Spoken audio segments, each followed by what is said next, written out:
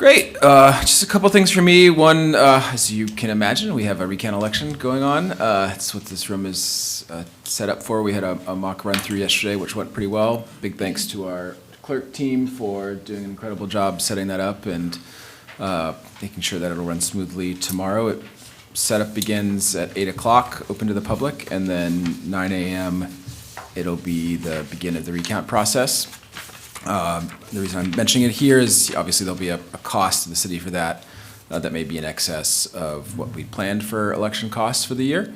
So we're keeping track of that, hours, overtime hours, my hours, the clerk's hours, those types of pieces, just so we have a good accounting in the future on when this happens, essentially what the staff, materials, and labor costs are with holding the recount. But we have the best team in the business here doing this. I'm extremely confident that tomorrow will go off without a hitch. And if it's taking longer than the allotted hours that we have, we also have Saturday booked for City Hall as well. So that's it on the election side of things. We had our first big management team meeting yesterday, kind of previewing guidance and expectation with the budget as it was last year. My target is inflation, as it always is. 3.3% for CPI seems like it's going to be what the inflation was for the prior year. We won't know, obviously, until the year closes out, but looking about 2.93% doing the monthly tracking, although we haven't had inflationary figures for the past few months because of the shutdown. So we'll see how those go, but it's targeting 3% with staff. As we noted last year, we did meet that goal with 2.9% for inflation for the increase as a net of the overall increase in spending for government.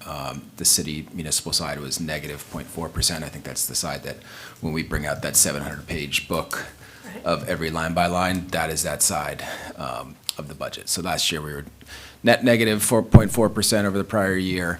The school was up, I think it was 5.1%, and then the county was up 9%. This year, it's probably going to be tougher to meet that goal. Especially with the school union, we had them here last week talking about their union negotiations are going to kick in.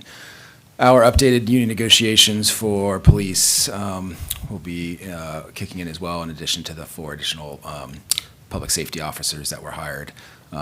So that's one of and then the $350,000 debt service addition for the roads that we put together. That'll probably be some of the bigger, from a macro level, cost drivers. Now that pegged against new growth in the city's tax revenue base is where we will get to. So looking forward to that process. And I think we have, in early December, we have kind of a council meeting to discuss with the new counselors and our incumbent counselors, exactly how that process will go.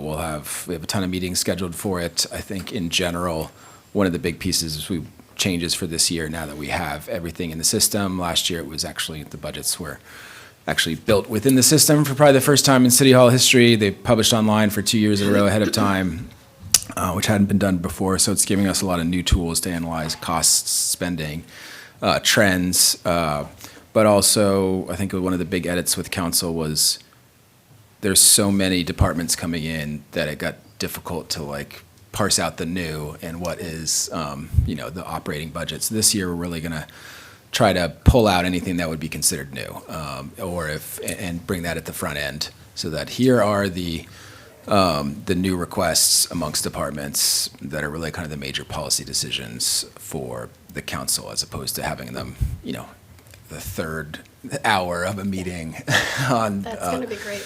So, and then the department had presentations. I know, Nancy, as you mentioned, you still felt it was really helpful, especially with new counselors, to go through those line by lines and see the operating budgets and ask questions. So that'll still be available, but we'll kind of parse it into, new policy, new staff and departmental requests versus, more typical year-to-year operating expenses and how we think they're going to change. I think prioritizing our time, and particularly at the beginning of the meeting, is going to be more productive, but still aware. Like I said, we're accountable for the whole budget, so just understanding how the pieces fit together is going to be key. So Absolutely. I like the framework you've got.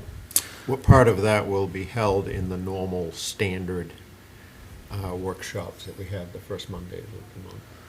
I think all of that, we can, in the early December, we'll go through we've got a huge list of like every date for each piece of it. So it'll outline, where the school comes in, where we do the new budget requests from the departments, but it'll probably be, I don't know, Nate, if you want to, do you have that, Nate? Could you pull it up? You pulled it up yesterday, so while we're talking about it. Give me just a second, I'll pull it up real quick. Basically, are you planning to use our workshops for that process, or are you planning special budget workshops? The budget meeting, the budget workshops themselves, so organizing it so that the official Not budget. on the original Mondays of the month, right? You're going to have separate budget workshops. Correct. Is that correct? Yes, yeah. That's not going to be part of the. Right. That's more of a general policy discussion. We got to. That's what I was hoping for, but I was unclear about that. Yeah, we'll stick to the budget stuff Yep. itself in there. There also, this year will be a little new. We're going to have a real capital improvement plan. I say that a little bit lightly, but although not really. To be honest, there hasn't been a real capital improvement plan in the city of Ellsworth for probably 5 or 6 years, at least from what I've seen in the documentation.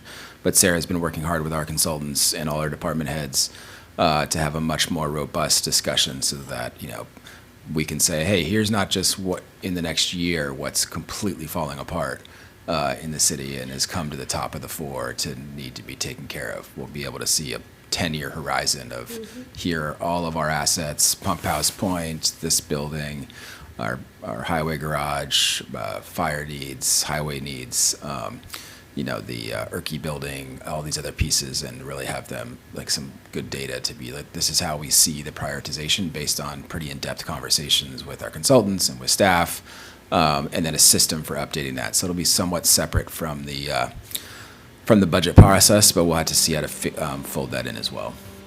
Sorry, this is the, as you can see, we have most of the November and December is staff. So we're trying to put a lot more input on staff alignment and expectations into this process.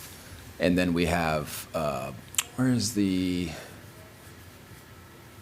December timeframe for council? Oh, there it is, December 1st for a council budget process workshop. So we'll try to just stick to that just on that side of things.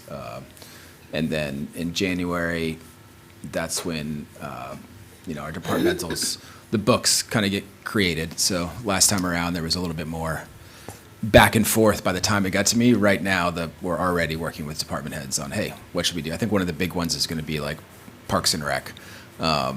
That's consolidating probably 10 different areas of the budget that are Parks and Rec, that we've already been doing in Parks and Rec that'll have to go in there. So Roddy's going to have a much bigger task. We're not going to start that in January. He's starting that now.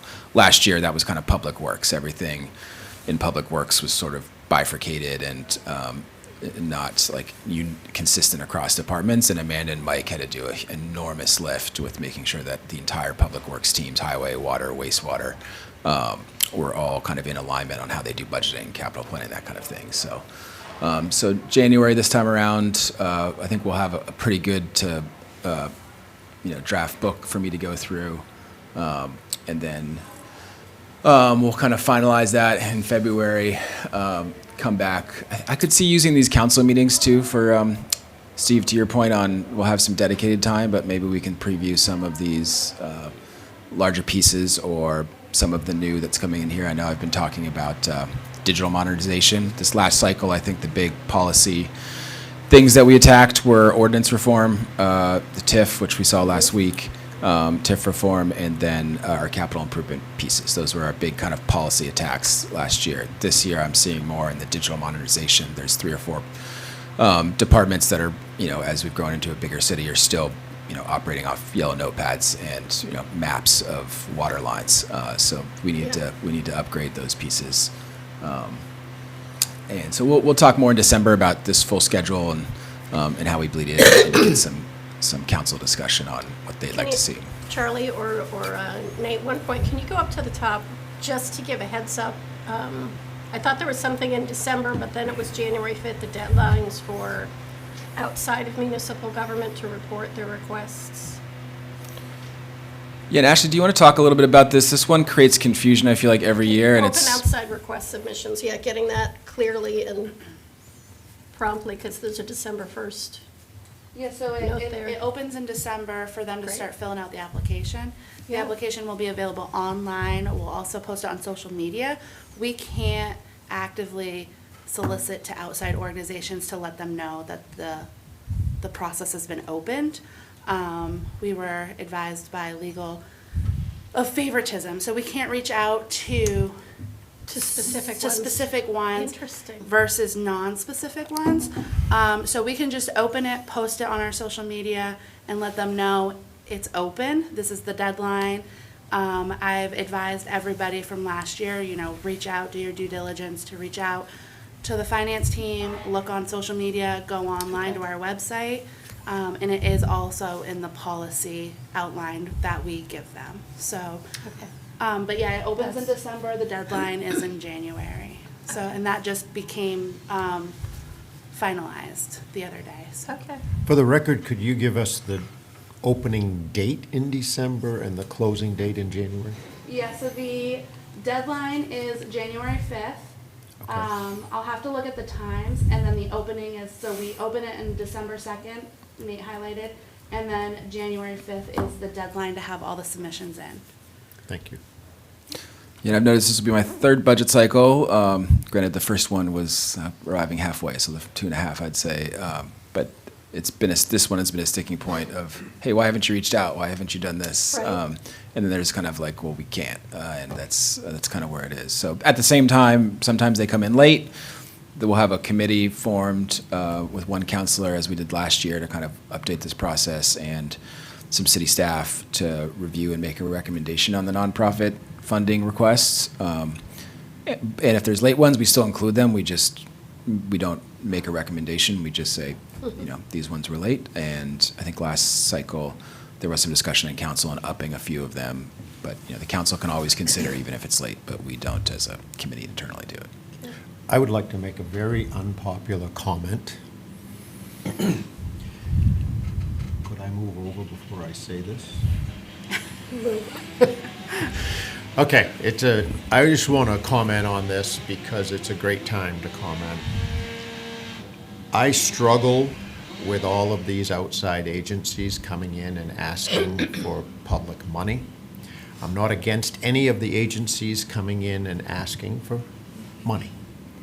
But I feel in my heart that Mr. and Mrs. Ellsworth should not receive that in their tax bill, that they're perfectly capable of donating money directly to their cause of any item that they wish. I do not believe, never have and probably never will, that should be in somebody's tax bill. If somebody wants to support a particular entity, great. We all have that choice as a citizen. But I don't believe it should be in anybody's tax bill. And it isn't that I'm against the organizations.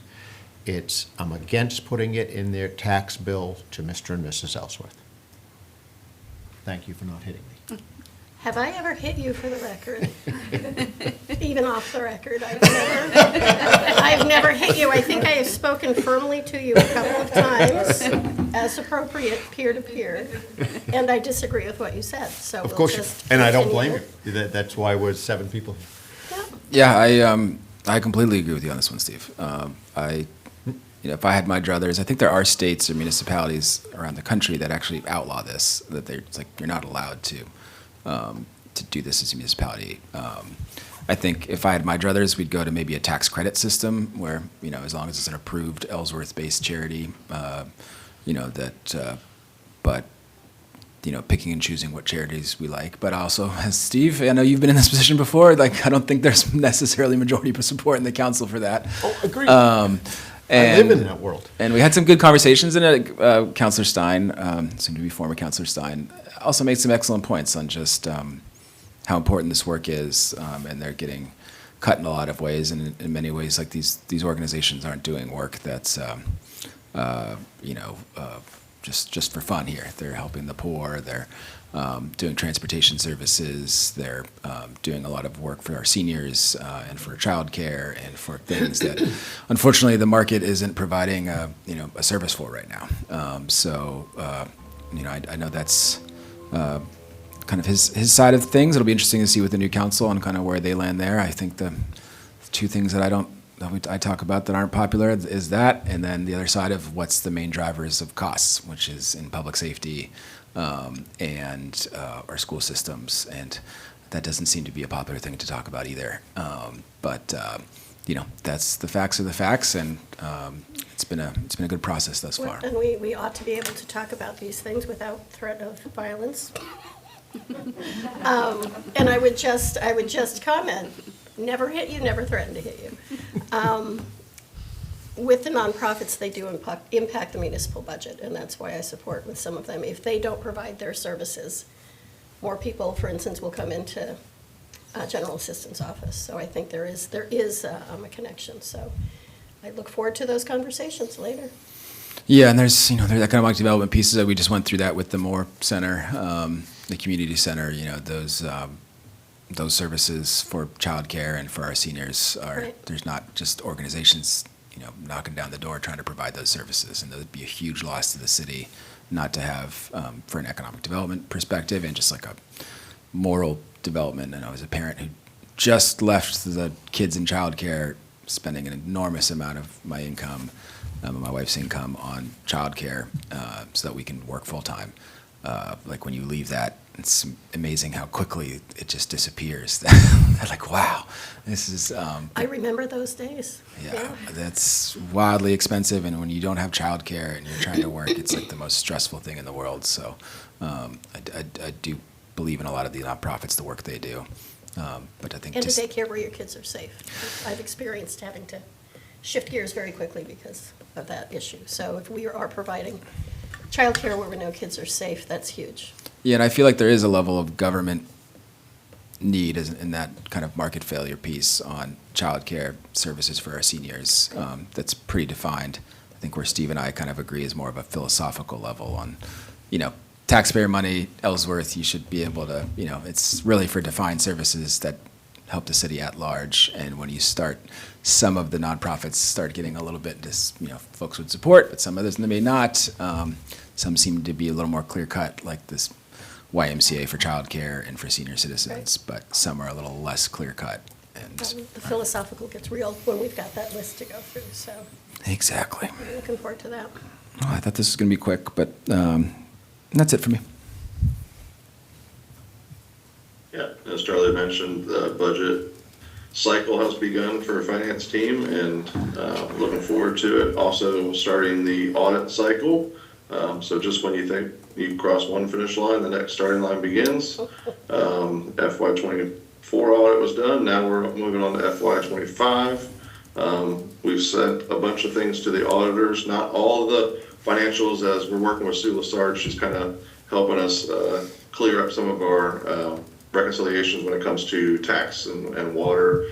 So she's working on that, but we should have a bunch of the financial aspects to the auditing team here in the next few weeks. So those are just the general updates. I did want to bring to you guys, as was mentioned in October's council meeting, the ban, which was for the fire truck / engine and also the school track. After that was approved, I had to send out to local Ellsworth banks their opportunity to bid on this ban. And I believe you have the paperwork in front of you. I reached out to, I believe, 6 or 7 local banks. We got back from 5 of them. And as you'll see, the rates shown, and the lowest one being from Camden National Bank. And that's who I'm looking to go to with the ban. Just so you're aware, I know this is usually brought up at a council meeting. I actually was talking with Jim Safian after last month's meeting, and it was brought to my attention that the stuff like this, since it was already approved, doesn't have to come to council, but I felt it was best to bring to the finance committee just to let you guys know, especially since honestly the rates weren't super close. So in my opinion, like I said, we could just bring this to finance committee meeting. You guys could just hear that we're looking to go to Camden for that 4.43% rate, and that's what we would do, and it doesn't have to come to council in November. So that's my recommendation. I'm open to answer any questions, but I want you guys to have that information in front of you. I'd like to comment on that if I may. As you know, I was against borrowing this money. However, the council decided to borrow the money. I thank you for reaching out to local Ellsworth banks that are paying taxes here in this town. I support doing business in this town whenever possible. Certainly, I understand your point about it's already been approved to do that. I disagree with it not coming to the council. I believe that if you're going to borrow that kind of money, it should become before the council. Much like the budget process, it's agreed to buy an excavator in the budget process, but it comes back to council to make that decision. Yeah, and I agree with you. I guess according to Jim Saffian, like I said, it was, you guys already approved that we would get the ban, and that comes with financial terms. So now it's just what terms do you want? And obviously with Camden being the lowest, that's the terms that shows. If you want, we can push this to a council meeting agenda and bring it to the council. But like I said, since it was already approved, right now we're just getting the interest rate. So. Yeah, we have brought it to council again. If we need to bring it again, but I would assume it'd be a very similar discussion than that's already been had. And does that cause a delay in moving forward with Could. this? Yeah, we've, let me just think about it for a second. I hate to give just an off-the-hip answer. It's always come back to the council in the past, and I think that putting it before the council is much more open than just a finance meeting. I don't think it causes us any harm. We've lived hundreds of years without borrowing this money. Putting it on the agenda so it's open to the public. I know this is open to the public, but it's not as well seen. I believe it should come before the council, although I agree that it's just a mundane subject, but it should be quick. I look forward to what you're going to say, Charlie, because it has, we voted on this. We did have the public discussion in a council meeting. This is moving forward and implementing what we suggested. I'd add to what Steve said about local banks. They also are Maine chartered banks by the look of it, particularly the one that we're choosing, meaning that they are based in Maine and follow Maine regulations as well as federal, and I support that. Yeah, like we noted, we did have a pretty robust discussion at the city council meeting with the school superintendent, and I think their facilities director, or their athletics director, and the fire chief, and accompanying memos and discussion of the need for this piece. So consider it for another discussion on this. If you'd like, Steve, just to have more, obviously councilors are allowed to sponsor whatever agenda items they'd like. So if you'd like more discussion on the track/ban at a council meeting to put more public information that this is moving forward at this rate, happy to do it. And I'll talk to Ebony too. We can probably put that on the December agenda.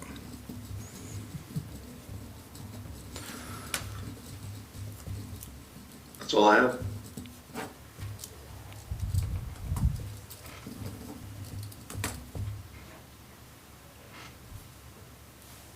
If That's it. that's the case, then let's hear from the public if there's anyone that wants to speak.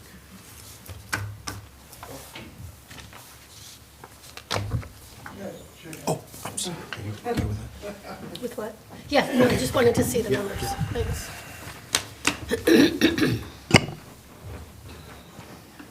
Hi, Nate. How are you, sir? Good.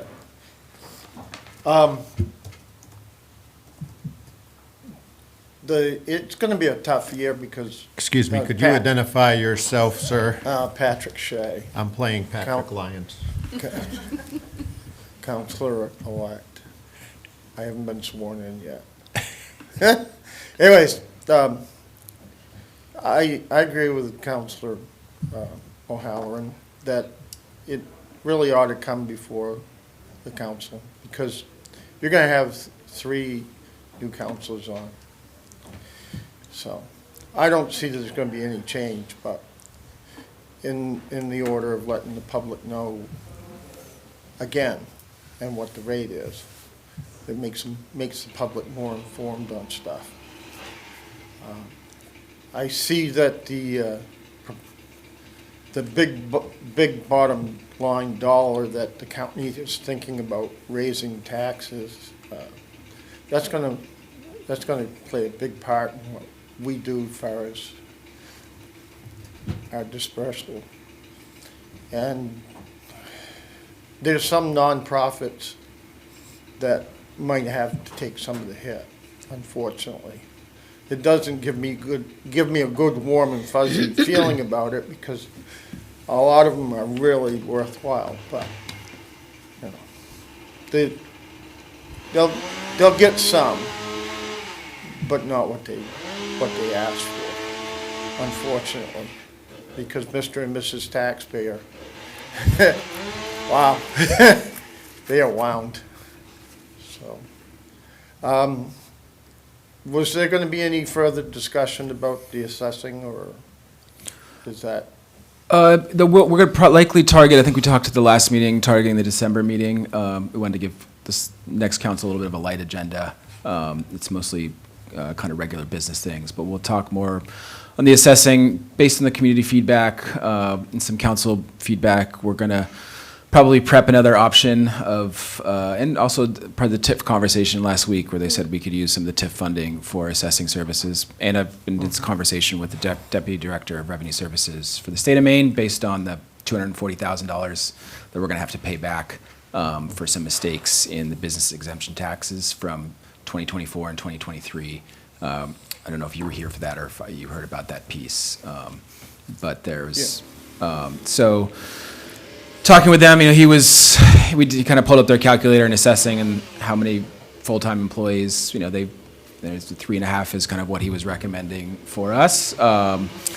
That's a lot. I know, obviously, Steve and I talked about this, you know, should always be a little suspicious of the people in that area recommending their full amount. You know, I still feel like a full outsource could be a cost savings and a service delivery with a service change, right? I know, I don't take those conversations lightly, but based on, you know, I know there was discussion about the 1975 time the city did this and some other pieces, prepping another option. Excuse me, in the past, they've also contracted out to do reevaluations, and they targeted waterfront properties. And I've had the privilege to talk with the outer state assessors that, you know, it's a time-consuming effort, you know. Everybody's time's worth money. You know. And it's expensive, too. And to really drive home the point, because a lot of assessors will just, oh, here's the property card. And, you know, well, you got this. No, I don't.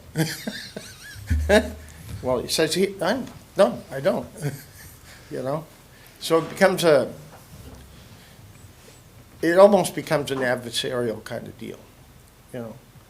I don't like to question anybody's integrity, so. I think that's a great point. In some ways, It was helpful to have it done, but there was probably a lot of property owners and residents that, how can I say this? It's like, oh, wow, you know, they just pushed it off. They didn't come in and do due diligence to really.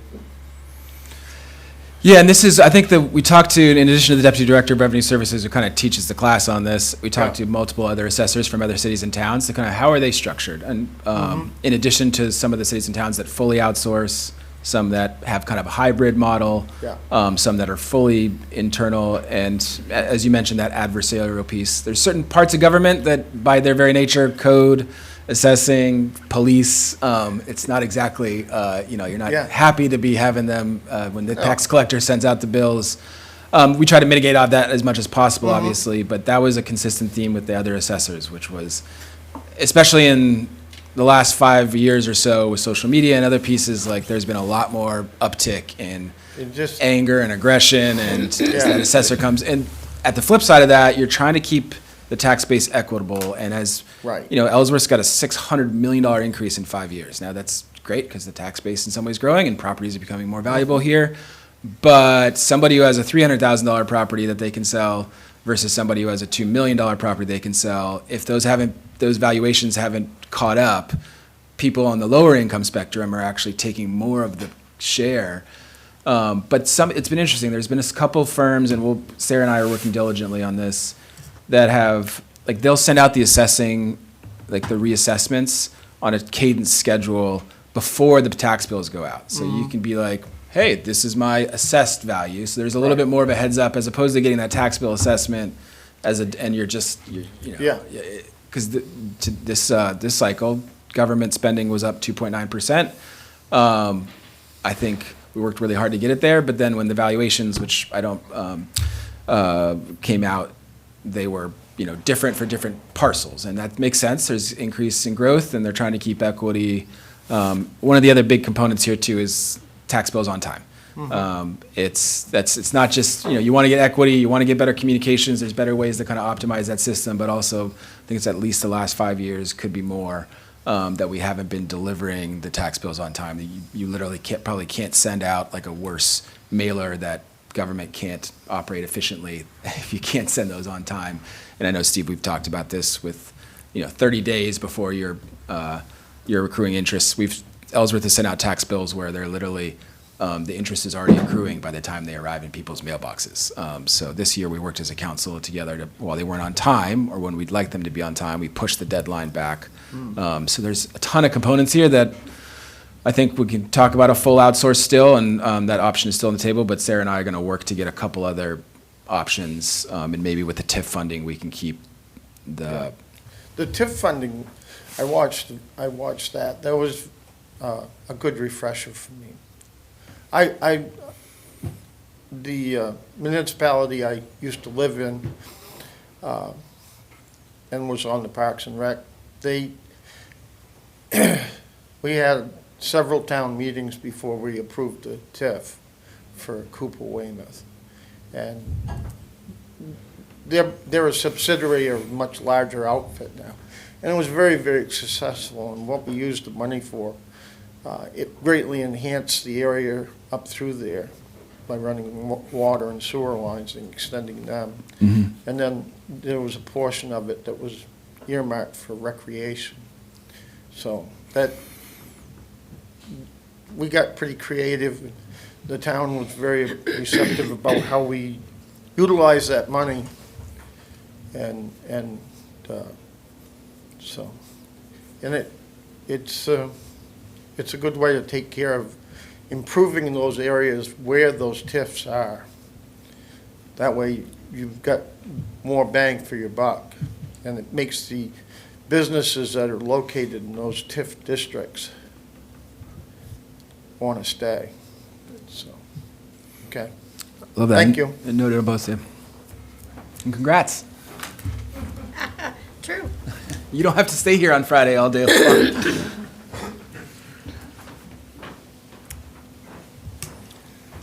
Morning, Jared, resident.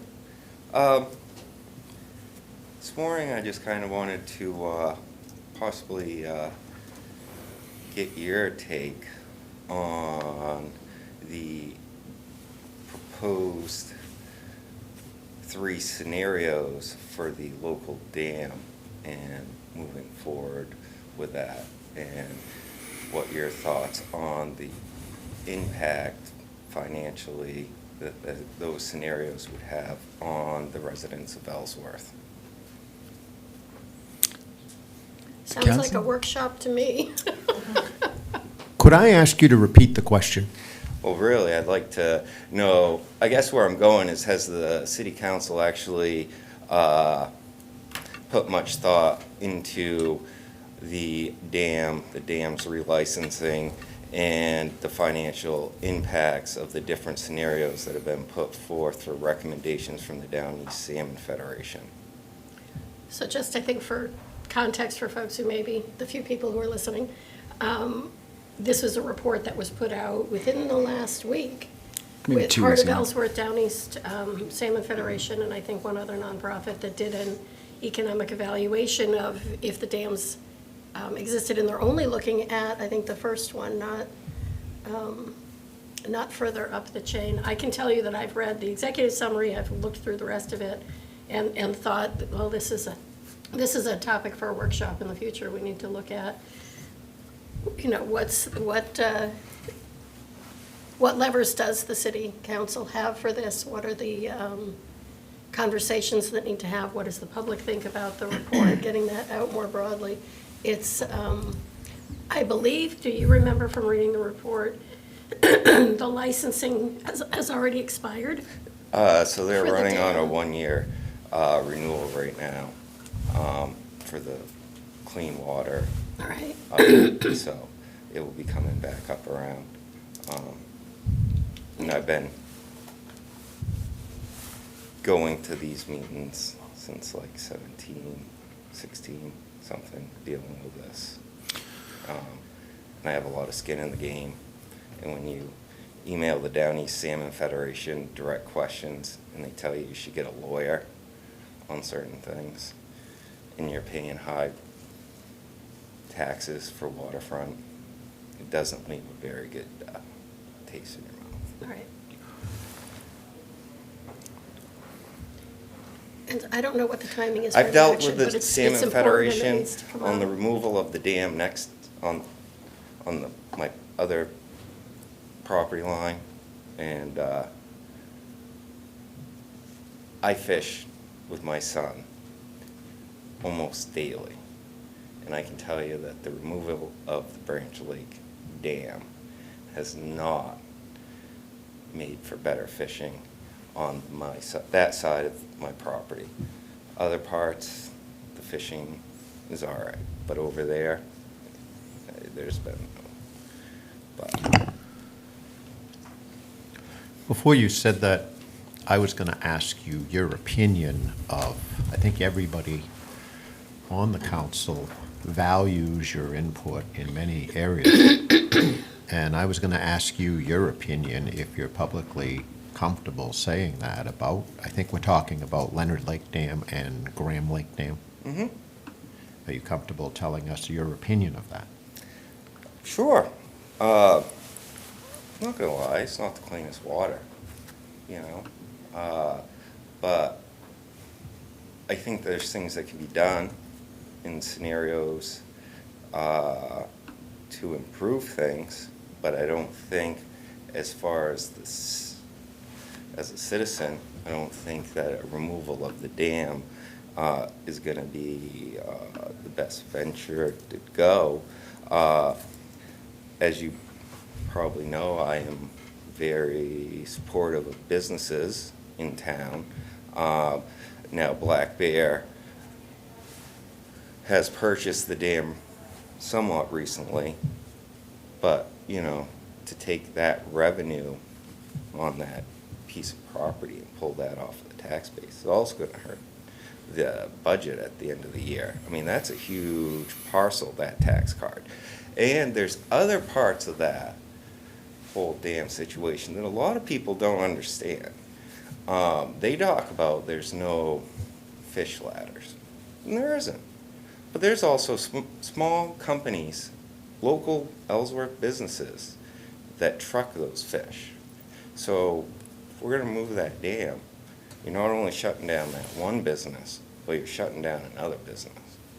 And those are employees. Now, you could say Black Bear, they're not out of Maine, blah, blah, blah. Fair enough. But I know those truckers, they're right in Ellsworth, and they're hauling. So you're gonna cancel those paychecks. And as far as like, if you take away the dam, and then all of a sudden you can say your property line, where the high water mark is and where it goes now, that could be a conservatory land. And you wanna say that? You just pulled 400-500 feet of mine off the waterfront in my eye, so then you're gonna lower the tax base there. But what the real issue I think is gonna be at hand is the money that's gonna be spent looking into all these deeds. Because there's deeds that go back to the 1700s on that piece, that water. So there's gonna be a lot of money spent with a lot of legal. So I definitely think that Nancy was correct that there should be a lot of, not a lot, but there should be a few workshops about this and really put some thought into it, because this could change a lot.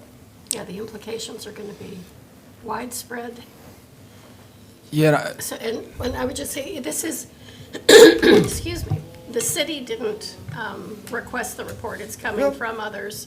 So what do we do with the information? And even outside of that report more broadly, I don't know, you know, this is my end of my second year, I don't know that we've had conversations about the dams and their history, their value now, and what we want to look at moving forward, so. there was an initial conversation, I believe, at a council meeting with Heart Ellsworth and I think the French and Spey Conservancy. There was just kind of in general about the They economic. were letting us know they were doing a report, as I recall. Yeah, and I was, you know, I think the economic study of the Union River, you know, that's kind of the title. I had to take kind of like, what is this? Well, oh, this is a feasibility study into the removal of the Right. of the dam. That is the, you know, and I have my own personal opinions on these pieces, which is hydroelectricity is wildly important to our renewable energy mix. You know, while you know, if that dam shuts down, the only way to replace that currently is to increase fossil fuel usage. To your other point, it's also one of our largest taxpayers. We don't have as much systemic risk in our system as, say, like some of these just saw, I think it was Old Town with the mill, and just when a taxpayer like that leaves. So this, Walmart and Home Depot would be some of those systemic risks. Those are like probably $600,000-$700,000 in taxes every year that if one of those two organizations were to leave. I'd got to do the math on what this one was.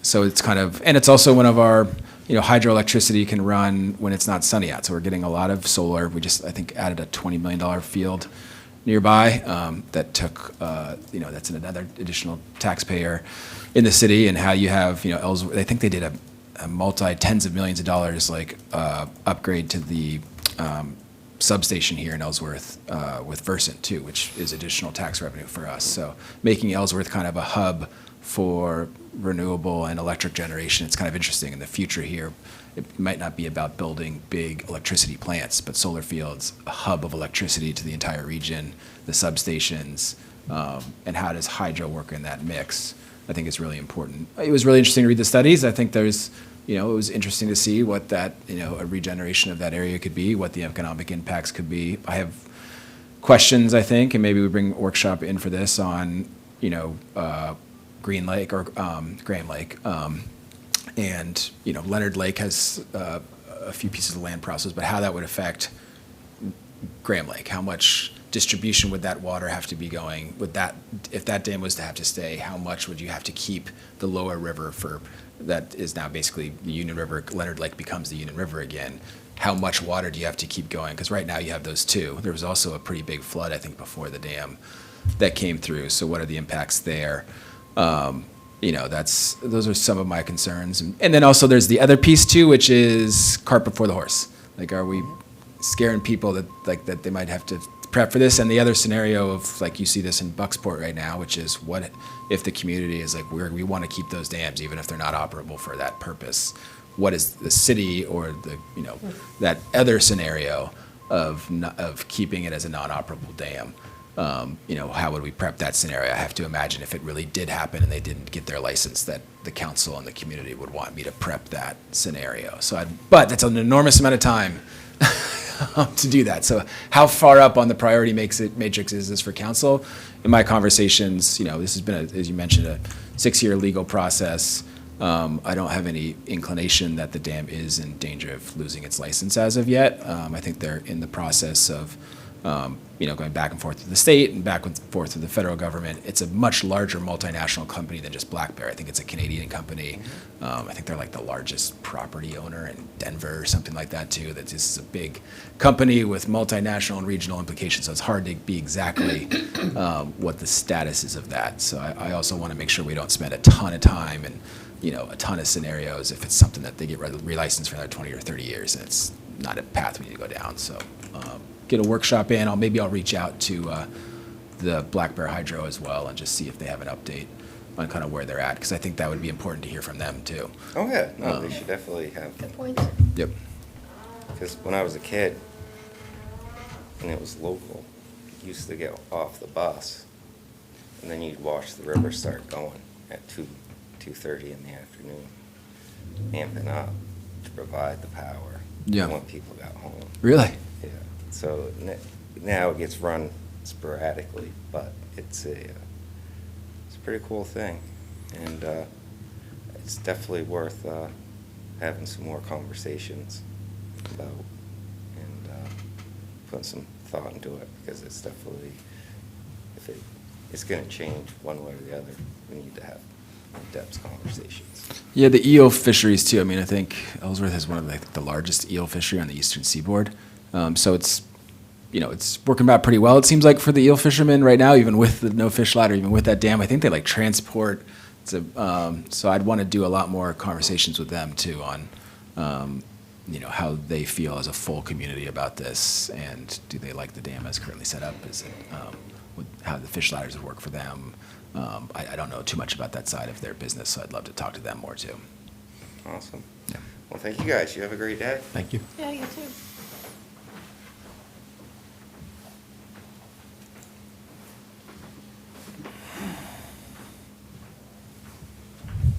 Roger Gilly, resident. Just to touch on Jared's thing, I mean, honestly, the whole damn thing should have come forth with the council a long time ago. Probably 10 to 15 years now, they've been talking about taking out the Graham Lake Dam, which, obviously, like Jared said, is a big deal, because, there's a lot of property on Graham Lake that would be returned back to the landowners. We're not talking about hundreds of acres. We're talking about years ago when it was flooded, it's thousands of acres, per resident that they would end up getting back. And how do you charge somebody waterfront property when they're a mile away from the river? And they own to it, but it's one of those things. And not only that, the mess in Graham Lake that you would find where they flooded the river before they tore houses down and moved cars and boats and whatever else is under the water there. And like you said, Charlie, about the eel fishery, it's like in the fishing coalition, Massachusetts and all them guys, they started this coalition, we were part of it. They, a lot of the fishermen got out of it, because the restrictions were crazy. Our lobster fishing and the eel fishing are some of the greatest around. Our shrimping industry, the year that they shut the shrimping industry down, I was in Bernard building a pier out in the water, in the ocean, for some lobster fishermen. I couldn't tell you how many hundreds of thousands of shrimp, baby shrimp, we stepped on as we were trying to put this pier in. But they put such a regulation on it. Everybody else around us can do it. Canada, they flood the market with it, and you can go down east and stand on the river and watch the Canadians go back and forth and watch their nets be full. The problem is the nets that we have, the shrimp fall through them. And we had a local fisherman that, got on the thing, and he fixed his net so it could fish. And he filled his boat, and they took him off the part of the study because he changed the net, and he got so many, he didn't catch them the way they wanted to, because the way they wanted to, he couldn't catch them. So, and they, back to the eels. The eels don't care.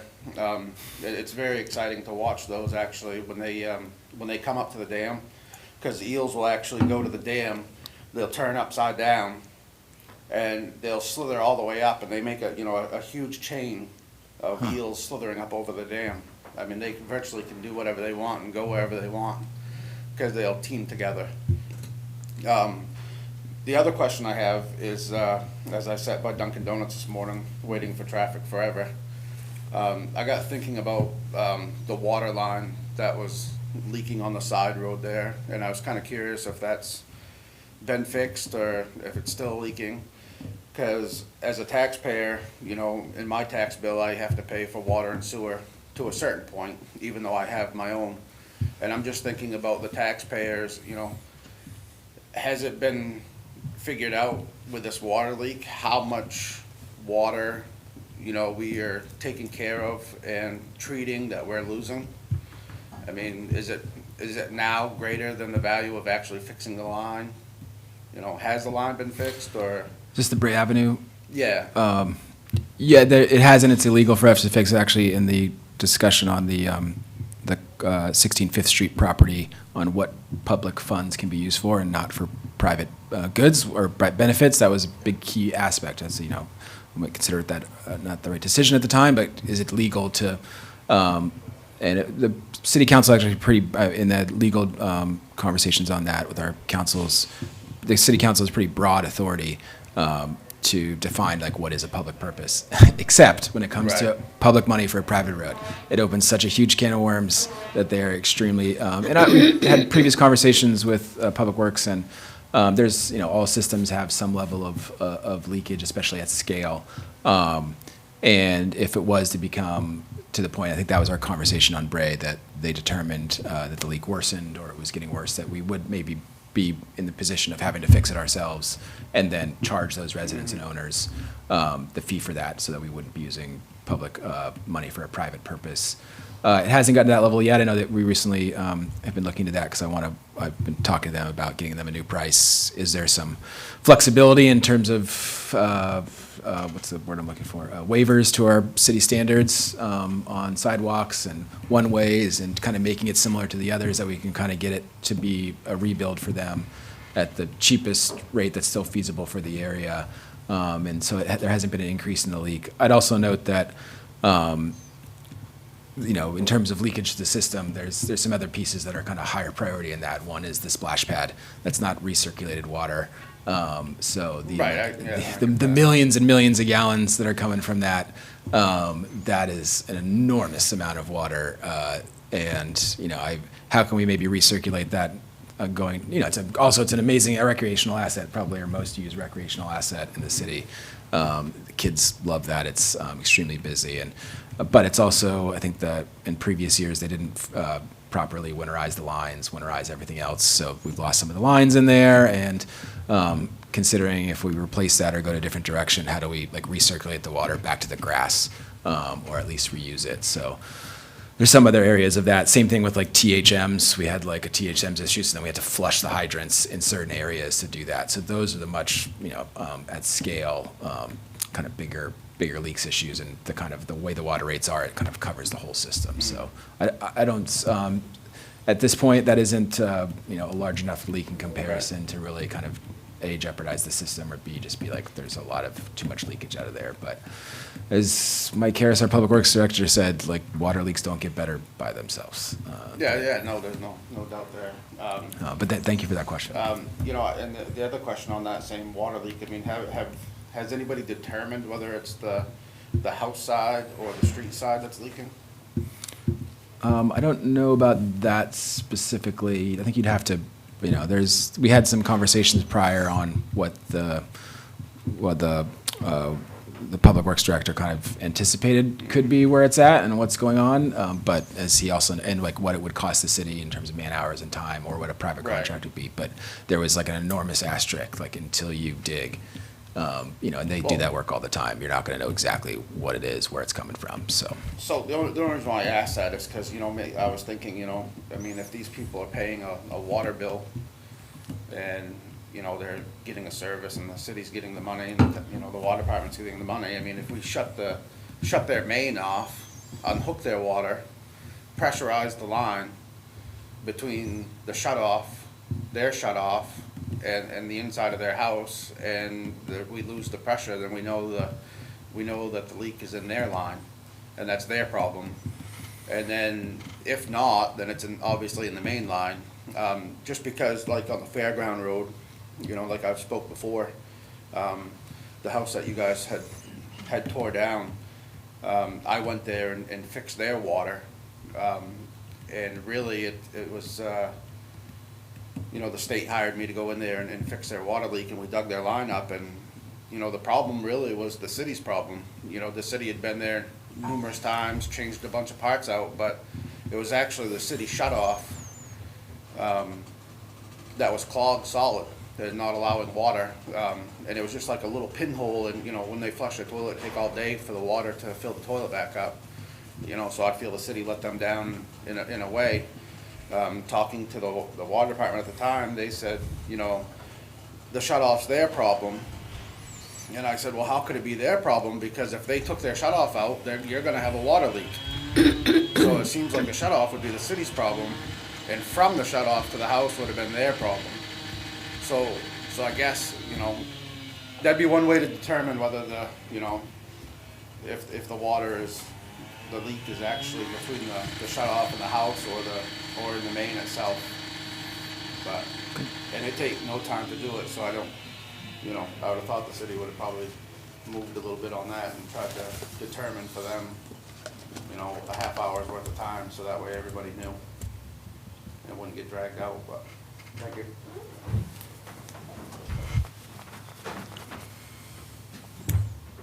I gotta head out. We're done. Did you need me, Nancy, real quick? Yeah, or- Charlie,